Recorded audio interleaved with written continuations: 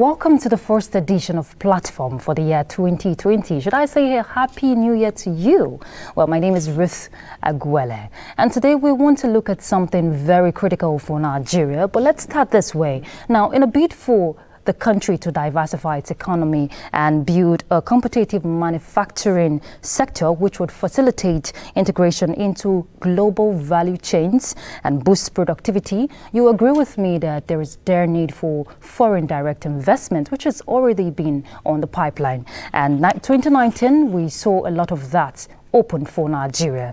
And if we were talking growth and development for the country, the president did walk the talk. He embarked on different trips in 2019. And the question we're posing today is, how productive has this trips been for Nigeria, or rather, how will this transcend in this new year, talking about the year 2020? And our guest today will be letting us in on the possibilities that has been opened for Nigeria by virtue of these bilateral agreements that Nigeria has signed in the year 2019. And today we're going to be reviewing foreign investment opportunities open for Nigeria in 2019 as we project into 2020. And my guest is someone who is very vast if we're talking about foreign investment policies in Nigeria. Dr. Mukhtar Imam, he's a PhD holder, Department of International Relations and Diplomacy, Bayes University. He holds a BSc in Political Science, an MSc in International Relations, and a PhD in International Relations, lead consultant at a consulting firm, GMC, lead consultant, Center for China Studies. That's the much he wants us to know about him for now. Happy New Year to you, Dr. Mukhtar. Good to have you here on Platform. Okay, so I won't be the only one here to pose all the questions to Dr. Mukhtar. We also have our panelists, two beautiful ladies. It's a ladies' affair today, so I don't know how Dr. Mukhtar will handle us. I'll manage. Okay, please let's make welcome Helen Okon. She's a publisher, Business Review Africa magazine. Thank you so much for joining us on Thank you for having me. And Happy New Year. Happy New Year too. Okay, and we also have our foreign desk correspondent, NTA, Patricia Esami Loba. It's always nice to have you. The pleasure is mine, and Ruth and everyone. Happy New Year, Nigeria. Happy New Year. Happy New Year, and I wish us the Year. best of it. Thank you. Yeah. Okay, so Dr. Mukhtar, let's start this way. The year 2019 was a busy year for the federal government. We saw a lot of, foreign investment opportunities for the country, and a lot we're hoping will manifest this year. Yes. But from your own perspective, how did we fare in the year 2019? Thank you very much. I think we've done above board. The current administration is doing significantly well. We must give them kudos for that, particularly the persona of Mr. President Muhammadu Buhari in his shuttle diplomacies that we saw throughout the period of 2019, which basically had a mixed reaction from Nigerians, which is expected anyways. Yes, we would say the administration is doing decently okay in that regard. To put this into proper context, we must understand the importance of foreign direct investment. You see, no economy, as a matter of fact, to start this way, there are three reasons that have helped to avert the surgence of the Third World War. I won't go into the other two, but the most important of them all is the growing interdependence among nation states. Economic diplomacy is the most essential of all diplomacies because the rise and fall of every global power has always been predicated upon its economic prowess, right? So basically, you would come to see that from that point, no country can pride itself to live in isolation. None can. You can never be self-sufficient. So there's a need for interaction between and amongst nations within the international system, and that's exactly what we're talking about here. The United States prides itself to be the largest economy in the world. Yes, by virtue of the petrodollar, we give them that. Yet, it understands the place of foreign direct investments. As a matter of fact, foreign direct investment accounts for about $4 trillion of the United States GDP. That's about 25% thereabouts, if I'm not mistaken, between 25 to 28. And that's the reason why you find that regardless of the rhetorics and the whining we hear from President Trump, about the relationship between China and the United States, about the lopsidedness and all of that, he trades with caution. Yes. right? That's because of the importance of foreign direct investment. 1 out of every $4 in the United States is from foreign direct investment. That's how very essential that is. Now, contrast that to a country like ours, Nigeria, where we have a deficit, statistically speaking, of about 3 trillion to be spent every year for 30 years before we can meet the deficit in capital project which we have in the country. We have a deficit in housing, we have a deficit in virtually everything.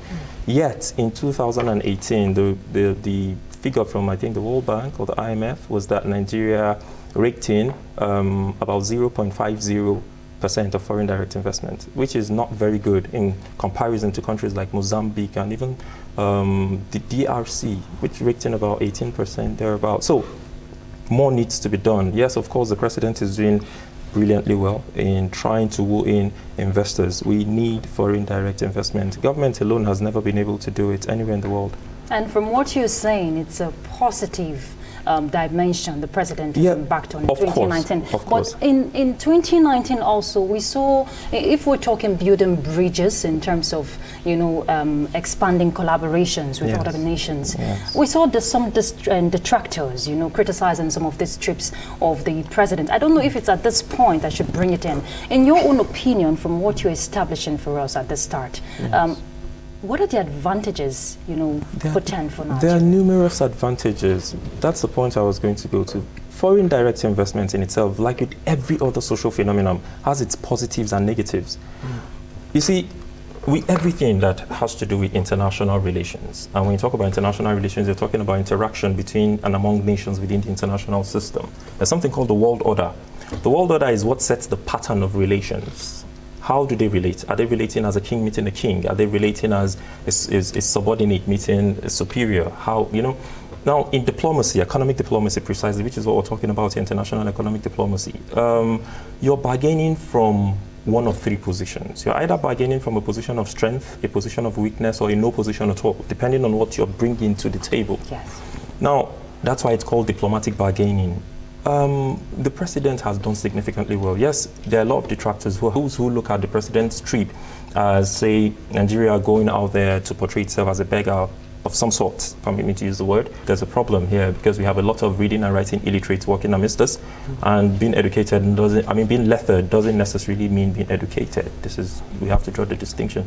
With the first category, the reality is this, that the advantages are there. Whether we like it or not, like we said in the beginning, no country can live in isolation. And given Nigeria's posture now, economically, we need the foreign direct investment. We have just dragged ourselves out of a regression or a recession or whatever we want to call it. For me, it was a complete depression. But we have been able to, yes, because it was double-edged. We have been able to move away from that slightly, you know, on paper. Yes, of course, even on, by the GDP mark, right? So we need this inflow of capital from outside, of resources from outside. And when we talk about resources, it's both in human and capital, mineral resource. So we need the inflow of capital, capital. We need the inflow of people with expertise as well. We need to understand that when we're coming to the table to negotiate, the question is, how are you negotiating? From what position are you negotiating? For crying out loud. And this is 2020. Precisely. So this is the point I let my panelists come in. I'm sure they have a lot of questions for you. So Helen, let's have you. Okay, I was going to ask, you know, you said a lot needs to be done. Yes. That's a lot more has to be done. Now, you know, in the 2016, the president set up a policy on that's the Presidential Enabling Business Environment. Yes. And also in August this year, 2019, the Nigeria land border was also closed. Yes. Then in 2017, of course, the Nigeria Custom came up with a policy for visa on arrival. Do you think that these policies are not enough, you know, to be in order to bring in more investors into the country? Or what else do we need to do? Or what can the government do in order to have more? Because of course, if I'm bringing in my money into the country, I want to know how secure is, I want to look at the security of the country. I want to be sure that my investment will be protected. Do you think the government needs to do more, or they're not doing a whole lot, or they need to put up strategies, or more policies to be able to bring in more investors into the country? Yes, that's a good one. You see, the truth is this, that yes, foreign direct investors are not Father Christmas. Yeah. Wherever they're going to put in their money, they are also looking at the environment. How enabling is it? How secure is their fund and all of that? Now, talking about security, it's in twofold. They are looking at the physical aspect of security, right? Can they bring in expertise? Can you guarantee the security of their lives and their properties physically? There's also the security in those who are coming to invest in portfolio. There's something called the portfolio investment in FDI. To say, if we're coming to buy shares and bonds and bulls and so on and so forth, how secure is our money? Now, what guarantees the security of the second aspect, the latter part, is that you need to have a strong foreign reserve. If you do not have an external reserve that is sufficient to be sort of a shock absorber, which is part of what the West African Monetary Institute is talking about, to be part of the echo.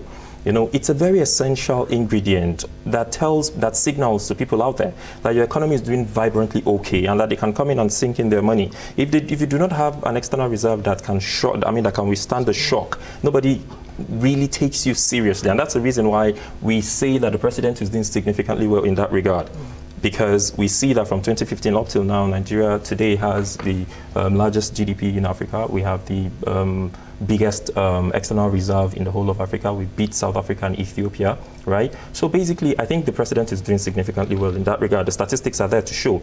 In the aspect of the physical security, yes, there's the need. Well, security is a continuum. Security is an everyday challenge. Security is something that metamorphoses. It takes different shapes and form. Or insecurity, rather, takes different shape and form. Today, we find ourselves fighting a hybrid warfare, where you can't even see the person you're fighting. The person comes disguised, dressed as you, and perhaps blows himself up and things like that.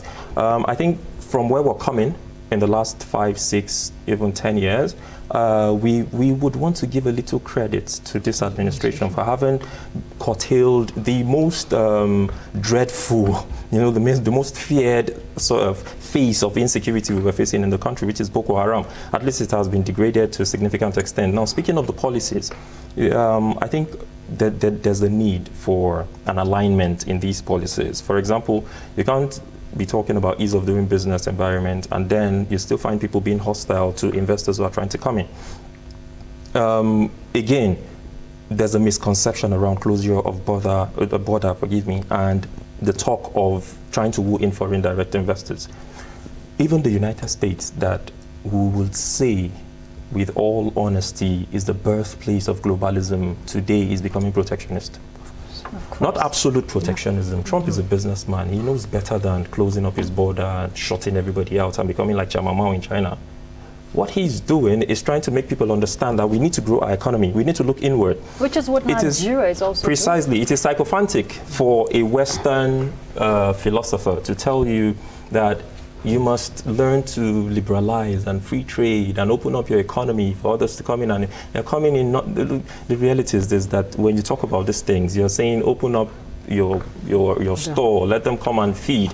Because the moment you're not a manufacturing economy and you let that happen, at the end of the day, you're going to bear the brunt. Your economy is going to suffer. This is the truth. No economic policy is absolute. Look, there are no absolutes in life. We must understand these things and understand the basic ingredients within them and adopt same as it suits us. Even those who created democracy looked at the sub and superstructure of their own society before they created these things. So we must understand that while the protectionism, that aspect of protectionism is very, very essential, because those Western philosophers will still tell you that if you're not a growing economy, if you're not a producing economy, if you're not an exporting economy, then you're going to be import dependent and your economy is going to hit the brick wall. So when you look at these things together, it basically tells you that yes, these policies are good enough, but how they are being run, how they are being implemented is where the question lies. For example, talking about ease of doing business, yet we still find that there's a difficulty in some aspect of doing business. I think a lot more needs to be done in that regard. Okay, Patricia? Yeah. I will talk about this economy of the country. I would try to take us back to 2019, where I would, just like you said, no economy or no country would like to grow without having its economy tangible. Now, looking at that aspect of our economy, talking about the improvements, the attraction. Yes. Where do you see these areas, like the green areas, that probably we could put our strength on, so that we can help grow the economy? The administration, of course, is doing very well, but I think there are those areas that we can add up, not just agriculture, we're diversifying the things. Yes. But where do we? I like it that you're asking this question with a smile. Well, it has because to be there's a so. catch. Yeah. You're asking What's the for catch? solutions. Make me coordinating Minister of Economy and seek suggestions. I will give you all the solutions. We need to have some now. Let's hear you, All right, sir. that was a joke, though. All right. That was a joke. Well, you see, whenever a government is trying to bring in policies, either policies, short-term, long-term strategies, whatever you want to call them, there's the need to look at what is lacking, what is there, what needs to be done, what needs to be strengthened. And that's where the entire idea of a SWOT analysis comes in. You see, for whatever policy a government wants to or hopes to take or will take, there's a need to look at the SWOT analysis, to make a SWOT analysis, forgive me, of that policy. You look at the strength, you look at the weaknesses, you look at the opportunities, and you look at the threats. Where do you have a prevailing comparative advantage? You look at that aspect, and then you try to see how you can bridge the gap. We consistently talk about agriculture, and then we say people go back to agriculture. Look, mechanized agriculture is capital intensive. You don't expect people to just jump into the farm and begin to use hoes and cutlasses in 2020, right? And for the government to say, well, giving out loans and facilities to farmers to be able to produce, government alone cannot handle it. Let's look at the deficit in our budget. In the last 2 years till this period, we're still talking about trying to service our debt, because the debt to revenue ratio still stands at around 50%. So basically, the reality on ground tells us that we need to bring in foreign direct investors who would look at these areas. Nigeria has 60% of the world's, forgive me, that's an exaggeration, about 40% of the world's arable land. Here, 70% of our land here is arable. We will produce. Throw a seed on the ground, it will give you something. So basically, that's one aspect that the government needs to do a lot more. Yes, the government is doing magnificently well. There's no doubt about that. The president's shuttle diplomacy is good for the image of this country, whether we like it or not.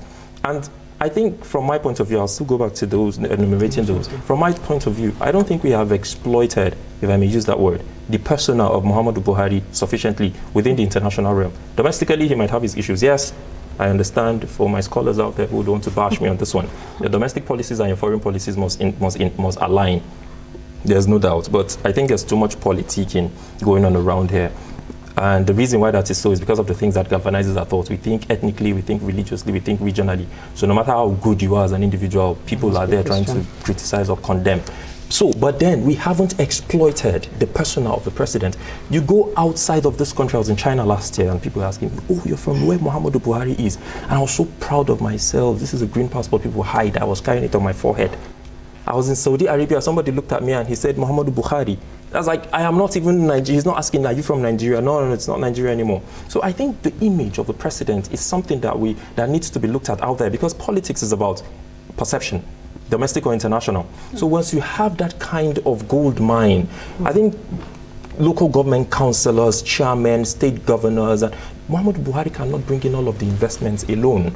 A lot of these individuals need to go out there and do their own as well, using the image of the president. The second area I think we also need to look at is human capacity development, side-by-side infrastructural development. I put these two together because no matter how much you're spending, whether from the government purse or foreign direct investors, into infrastructural development, if you do not have the right people to man them, you're wasting your time, because the money is going to go down the drain. So while investing in infrastructural development, we should see a lot in the improvement of human capacity.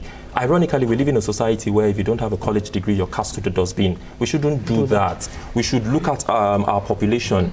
An average Nigerian has entrepreneurship skills in his DNA. bring him on board, catalog people into the skilled, semi-skilled and unskilled, and look for potentials from them. And perhaps we'll be able to move out of this quagmire we're in. Now, since you have Education, mentioned, yes.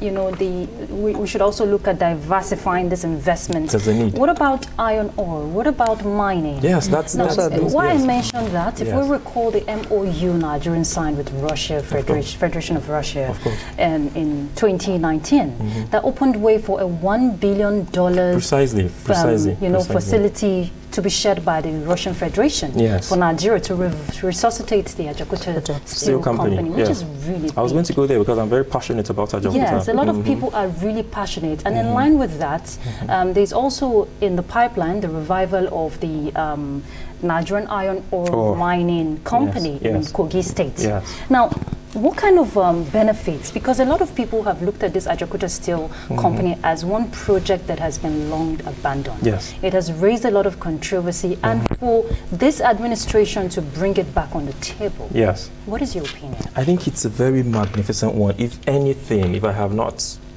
praised Muhammadu Buhari for anything, I mean, I eulogize him, I revere him for that singular act. Ajaokuta Steel Company. You see, I don't know if you heard, a year ago, President Trump was saying something, that any country that doesn't have steel is not ready. You're not a serious country. You see, we are here, sitting on the second largest steel company in the world, and and the largest in Africa, Ajaokuta Steel Company. Everything that needs to get Ajaokuta Steel Company working optimally is within 10 kilometers radius of Ajaokuta Steel Company. That's huge. We need to work on the dredging because we need to have a dry port and a seaport. These are all of the components that are required to be able to get the steel optimally. I'm talking about 100% capacity. But at this stage, we still have a lot of resources around Ajaokuta Steel Company that we can explore. Electricity, for example, we can generate a whole lot. There are over 11 mineral resources around that steel company. That's a huge, resource left there to decay. It's a federal project, we understand that. But the state governor needs to wake up. He needs to get up. There's a reason why we're not all governors. There's a reason why we're not all presidents. Somebody said I can take up the responsibility. So when people sit and say my hands are tied and we can't do, and as a governor, I think you should get out of that seat for people whose hands are untied to come and take over. What stops you from bringing in investors? And that's why you're the governor. Use your office. We need to see a lot more. The problem is, yes, I quite understand it with our constitution. We have given so much powers to the President of the Federal Republic of Nigeria by virtue of what we did in the Mineral Act and all of that in the constitution. But again, if there isn't a joined up thinking and effort from the local government up to the federal, there's absolutely no way we're going to move out of this situation. Ajaokuta Steel Company is one of the very key. Imagine the level of employment it will create. If Ajaokuta Steel Company is allowed to work at this stage, 20 to 30% that it is, we will be able to give in its first quarter of work over 700 people jobs, employment. That is huge. Very, very significant. Here we're talking about an economy that is faced with a lot of deficits. Deficit in housing, deficit in electricity. We have over 100 million housing deficit to be able to bridge the gap. We have over 40,000 megawatts of electricity deficit. These are all, look at our hospitals, the states that they're in. Our educational system is in a complete collapse. So these are areas that more needs to be done. And that's why I say I give kudos to the administration without mincing words, because the statistics are on ground. Even though the president's handlers are not doing well enough, I think they need to echo these things for people to understand what this administration is doing. Yes, they're trying, but they need to talk more. We need to see a lot more being done. And then again, talking about infrastructure in the areas of road and rail, we see the revolution going on. Yes, the questions are still there to be asked about making a comparison as regards how much is to be spent on, say, building 1 kilometer of rail track in Nigeria and in Ghana, and then we make that comparison and ask questions, or we take the right questions to the right places and ask them what is going on. But we see this revolution going on. If not for the image of the president and shuttle diplomacy, this wouldn't have been realized.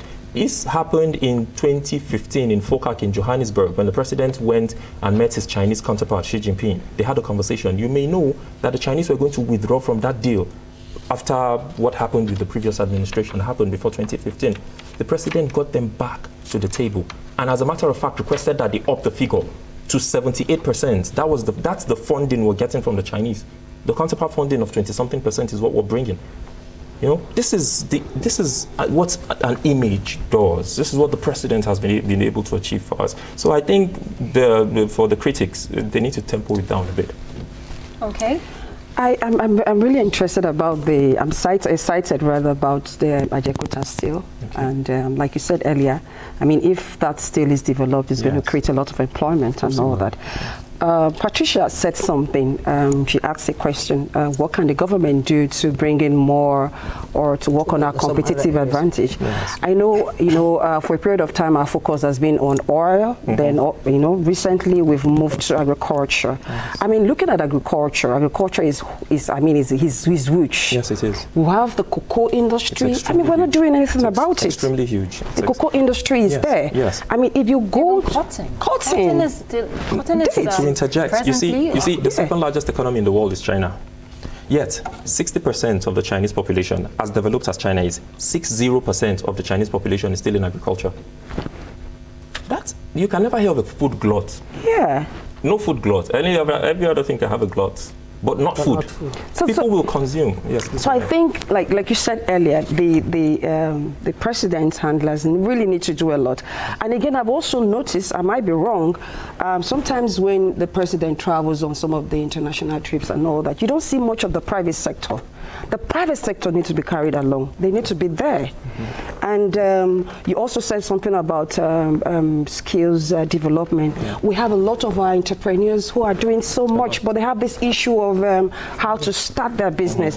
So funding becomes a problem. Yeah. So we need to see how to encourage, our local industries, the entrepreneurs. I mean, it's not just about money. It could come in form of skills development, technical development. So a lot needs to be done. In 2020, we should look more into how do we develop our local industries? How do we begin to encourage the entrepreneurs? Mind you, in July 2020, I'm going to say something. In this July 2020, the commencement of the trading of Africa Continental Free Trade is going to kickstart. So how ready are we? How ready is Nigeria?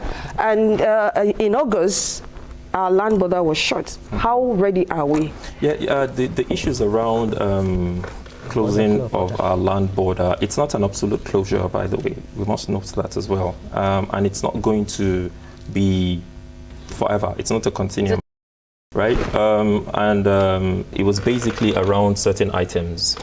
To be fair to the government, we needed these policies when it came. Yes, of course, people might argue about how it's going to create hardship for people out there. It's going to contravene the very spirit of the Continental Free Trade Agreement, which we're trying to go into. But again, the Continental Free Trade Agreement in itself has some lacunas. I've talked about this consistently. There isn't a proper framework. If we're trying to replicate what EU did, we have a lot of work to do with that, with ECO, before it kickstarts, a lot. The West African Monetary Institution that talks about enunciated the 10 areas that must be met, or the 10 conditions that must be met. 3 of them is very key. Only about 1 or 2 countries have been able to meet these conditions. That goes to tell you how I feel, the stage we still are, was still taking baby steps in that regard. So a lot more needs to be done, particularly with the framework. Much as EU is EU, it has a central currency, it has a single custom, and so on and so forth, and visa, and so on.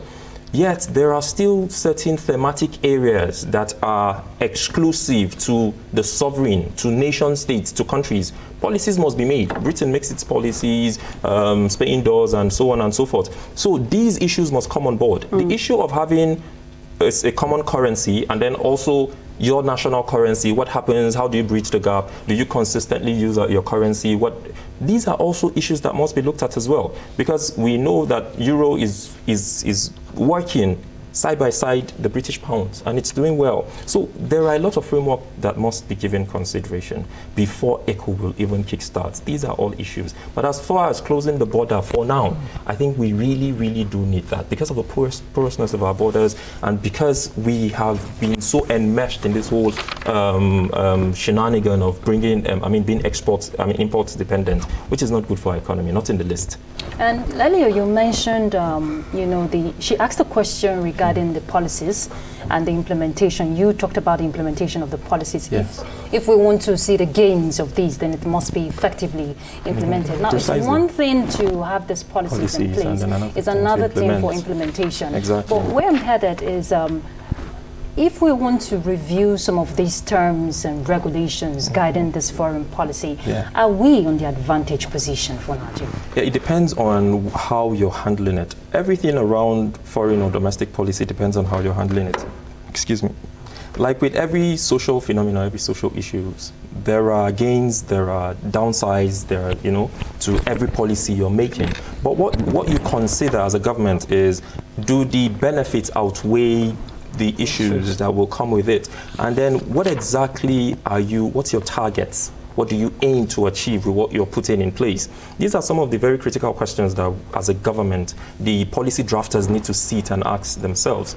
Once you have a policy and it's going to benefit a majority of the population, certainly you have to take the chances and adopt them. No policy has ever been embraced wholeheartedly by everybody. It's not possible. And the same thing happens within the international system. You can never hear of any treaty that has been entered into and everybody says we love this treaty and clap for it. It can't work, right? You would always have diverse opinion. This person telling you, no, this is not going to be in my favor, or the other person saying that. So you would have this kind of issues. But yes, you sample public opinion, you listen to CSOs, you perhaps have a town hall meeting at different levels and test these policies and see how effective they become. And then you can go to the phase of implementation. And I think our implementers, our supervisors, and our regulators are not doing well enough. Because if we're going to win foreign direct investors, this is talking about the downside to foreign direct investment.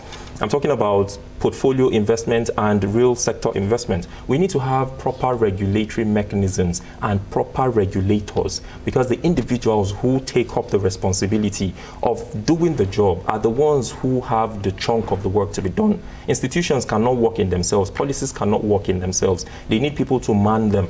And if you do not have the right people in the right places to be able to do the job, then of course you shouldn't expect any positive result. So yes, there's a need for all of these things. And by the way, we need to clear the air on what a foreign direct investment is and what is the type that we require.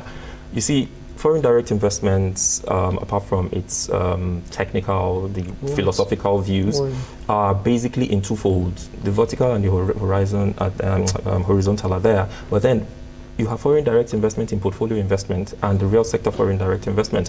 What we need at this point in time is to see the real foreign direct investment on ground. What am I talking about? See, Nigeria is the largest mobile market in the world, yet we do not have a single mobile phone plant here.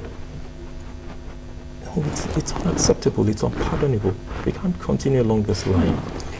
Where is Apple? Where is Samsung? Where are they? This is the largest mobile market in the world, right? So we need to do a lot more.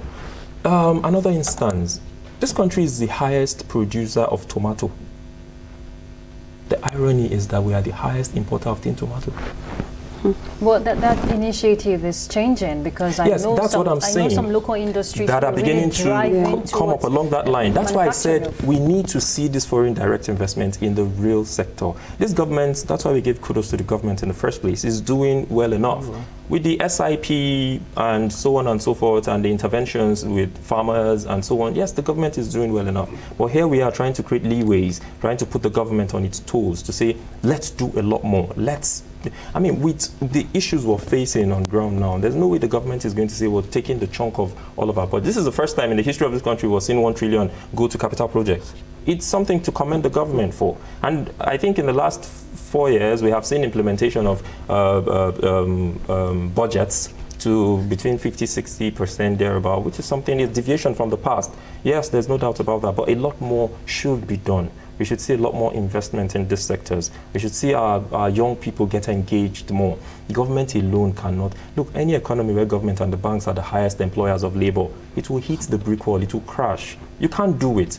It's unquestionable. You need foreign direct investment. That's why there has to be the PPP. You require public-private partnership. Patricia has been itching to ask to talk about that. Right. No, not really, not talk about that, but based on what you were just saying, I was looking at the fact that I said, okay, We're talking of foreign investors. We're talking of how do we get the investors to come in.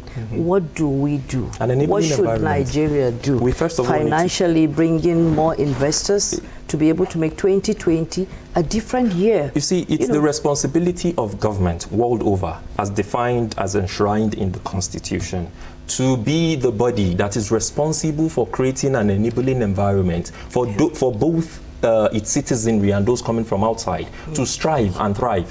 When people talk about the quote from JFK, which by the way is not originally his, well, I give him the credit still, that you shouldn't ask what your country will do for you, but what you will do for your country. It's like picking a part of something and leaving the whole. Because first of all, he began to enunciate some of the things that the government has done for its citizenry by creating a very good environment for them to survive and strive before he got to that point. And so here, because it's convenient for us, we don't want people to demand and say, what has government done? So we say, don't ask what government will do for you, but what you will do for government. Look, it's the responsibility of government world over, according to the social contract dictates, that government will provide. It's in our constitution, section 2442 thereabout, that talks about welfareism throughout that whole paragraph. So there is the need for government to put in place structures. Government needs to provide security. I said in the beginning, every foreign direct investor that's come, even our own domestic businessmen, if that hope to invest in our economy, they would look at the security condition. What are the security structures? These things are intertwined. Why we have a deficit in governance, a deficit in development, and a deficit in peace is because these three are together. Without good governance, you cannot have development. Without development, you can't have peace. Security is very essential. You can become a millionaire in any currency if you own a cocoa farm in Somalia. Go to Somalia and own a cocoa farm now. It's not possible because Al-Shabaab and the Tuareg will chase you away. You know, so security is very paramount. The moment we have been able to curtail security. Security is a global phenomenon. World over, people are grappled with insecurity and so forth. But let's reduce it to the barest minimum. The media has a lot to do in this regard because perception is very key. In 2013, I was making a presentation at the Qatari embassy. That was when they moved into this country at Transcorp. And I was telling the Qatari businessmen, via Skype, by the way, how there are a lot of business opportunities in this country, from gold to agricultural produce and so on and so forth.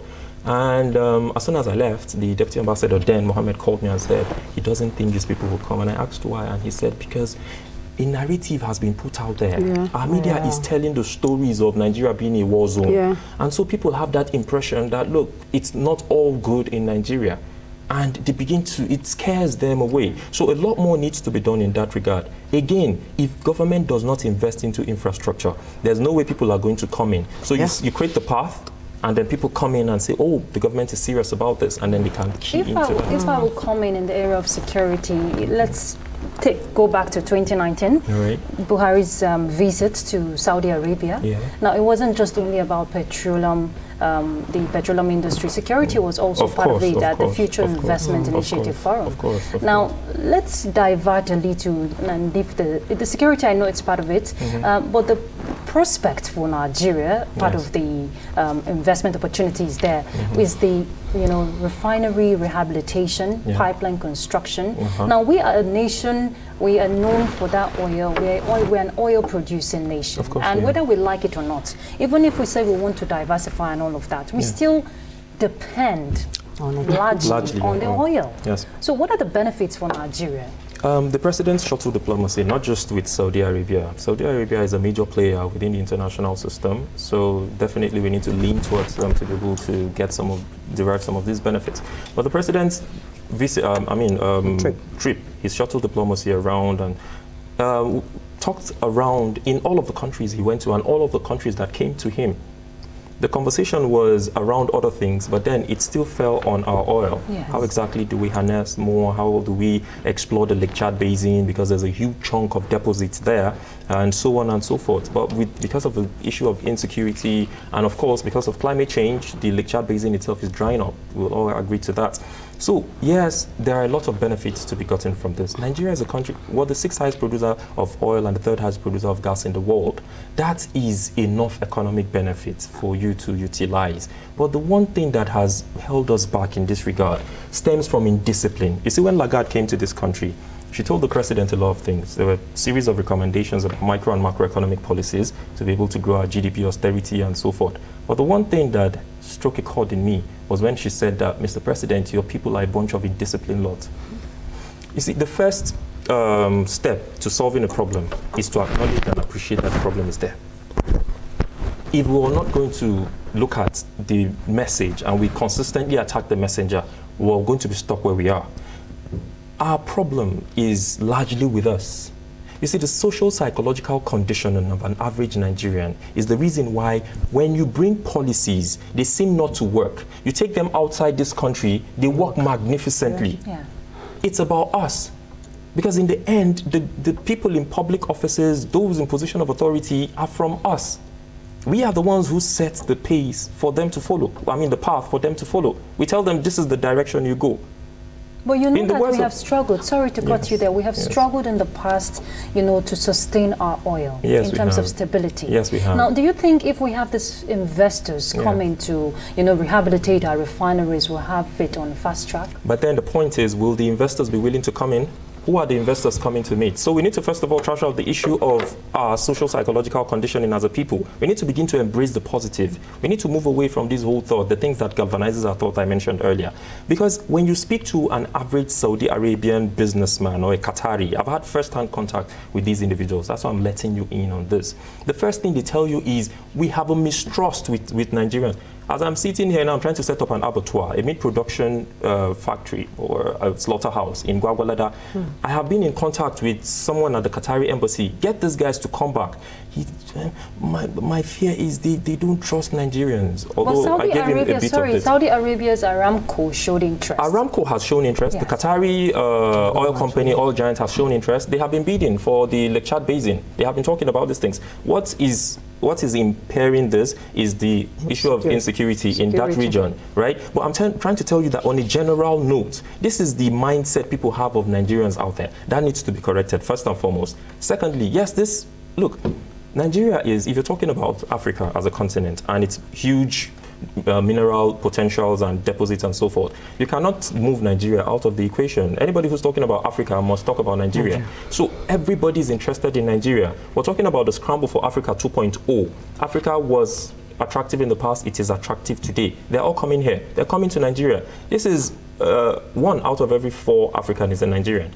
This is a country that's the most populous in Africa. This is a country that has the highest mineral deposits in Africa. So yes, they would want to come in. We're very attractive. Aramco will come. The Qataris will come. As a matter of fact, there's a fierce competition between the both of them as to how to strengthen our refineries, how to rehabilitate these refineries, and so on and so forth. They certainly will all come in. But what is our plan towards sustainability?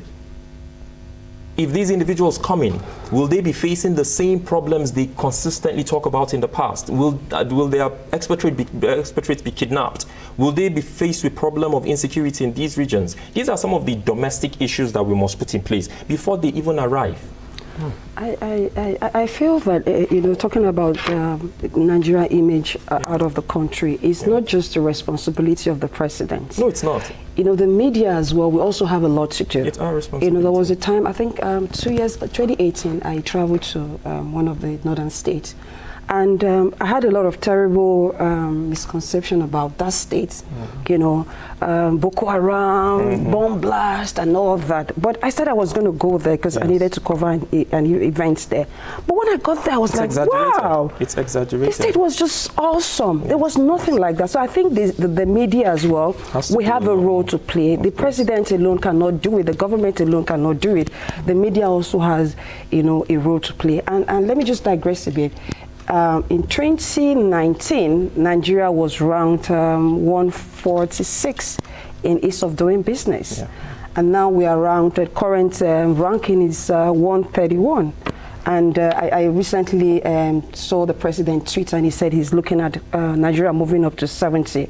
So for me, I think that's encouraging because of the different reforms that the government has put in place. Yes. The visa on arrival, the anchor borrowing program, the tax system. Those interventions are very key, I think and they have seriously helped in the direction of portraying a certain image that the country used to lack in the past. Yeah. So yes, that's why we're giving so much plus to this administration. And the reality reality is these multinationals are going to keep coming in. They're going to keep striving. The competition is always going to be there. But we need to find a way, a roadmap, right? A framework that will enable us sustain these MSCs that will be coming in and so on and so forth. We're almost rounding off. Let's look at one big feat that Nigeria recorded in 2019 in the global scene. All right. We had a president elected as the 74th Onga president, Professor Tijani Mohammed Bande. That's a really huge feat for Nigeria. It is. And if we remember, the last time we had was in 1989, 30 years the 44 Onga. Yeah. Now, what are the opportunities open for Nigeria? A lot of them. First and foremost, we must state, before we talk about the opportunities, we must state that Professor Bande is not just Nigeria's president. I was going to raise that up A lot of first. people talk about how Bande needs to carry Nigeria, the whole of Nigeria. Why is Bande at Amina there and this and that? They're representing the entire globe. It's a United Nations, right? But again, like with Guterres and the others who have been there are a lot of benefits. You can maneuver. Maneuver is allowed in diplomacy. You can maneuver, sort of like try to pull the weight to your advantage. It's allowed. So yes, there are lots that can be done. I know a couple of Nigerians who have been employed at the United Nations by virtue of Professor Bande. There are a lot of policies within the United Nations at the General Assembly level, at the Secretariat, that Nigerians can key into. The persona of Professor Bande there gives us an advantage, a comparative advantage, over other countries to be able to access some of these things. Addition is his name, right? The African Development Bank. Yes. Right? He has done significantly well in that regard. So Professor Bande, much as he just has less than 365 days to spend there, he can make good use of it. Yes, a lot of positive things can be done that would see to having meaningful impact on Nigeria and the image of Nigeria abroad, and of course on an average Nigeria. So you talk about wooing in. He can use that platform to woo in foreign direct investors. Yeah, right? It's a good image. Like I said, perception is very key in politics, whether domestic or international. And that's exactly what the President, Muhammadu Buhari, is doing. He has done so much good to the image of this country. He has done so much as far as the economy of this country is concerned, whether people like it or not, because the statistics are there. When you're measuring economics, you don't measure using emotions, you measure using figures. They're there. You look at the GDP, it will tell you a lot. Where people can talk about our death profile and so on, but there's no country that lives without death, right? But again, we need to begin to move away from that borrowing and begin to source for other means of generating funds to finance our budget and so forth. But on a general note, overall, I think the President has done significantly well as far as trying to woo in foreign direct investment is concerned, but a lot more needs to be done. That's the point for me. Patricia, you have a last question? Yeah, I was just thinking, despite all the talks, usually when there are talks, there are times what do we see are the challenges? What can we do? Yeah. I just said something here. I said, what do we emphasize will be the most significant challenge for us Nigerians in 2020 for us to move forward in investment aspect? Well, I think two things. There are twin issues. Security is one of them. We need to do a lot more in trying to suppress the level of insecurity in the country. The other thing that might look like insecurity is the problem of having corrupt foreign direct investors as well, because there are a lot of them. I said foreign direct investment has its positives and negatives. All right, Hsbc has run away from this country. Thank God. Yes, because that's one of the most corrupt institutions that is known around the world. So yes, we will see. A lot of Nigerians will see that as a challenge, that, these institutions are leaving the country and so on and so forth. But I put it to them right now that it is not a challenge. I think the most basic of the challenges we'll be faced with is the problem of security, which I said metamorphoses. It takes different shapes and form. And then again, of course, the individuals, average Nigerians, need to do a lot more in portraying a certain image to the world out there. Helen? Okay, Patricia asked about the challenges. Yeah. I don't like talking about challenges. I want to look at the opportunities. Yes, okay. So what can we leverage on? What are the competitive advantage for 2020? Yeah, the President has toured virtually the entire world. I give him kudos for that. At this age, he's trying to do so much, from China to Japan to Russia, and then we saw the visit of Emmanuel Macron, and then of course the former Prime Minister of Britain. I think things that we need to, areas or sectors we need to leverage on is to be able to get these foreign direct investments in real sector to come in and establish their roots here, right? Once we do that in areas of agriculture, once we do that in areas of mining, in areas of steel, in all array, all of the array of infrastructure areas we have, we will be able to move away from this position we are. Looking at agriculture, for example, it's not just about farming. Yeah.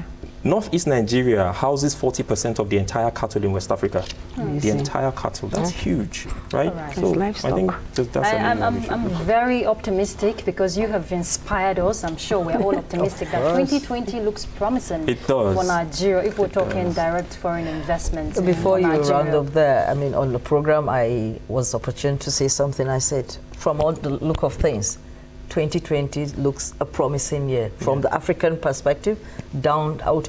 My own conception, or rather my understanding, is that if you accept it that it's going to be good, it will be. Definitely to be good. With a bit of effort. Because it's just like from the inside coming out, and once you look good from the inside, definitely. You know, Nigerians, we are people, we are dogged. Yes, when it comes to, we're resilient people. Yeah. So we should be optimistic. Oh, yeah. very, very All right, thank you very much, Dr. Mukhtar Imam. Thank He's been our guest on platform today.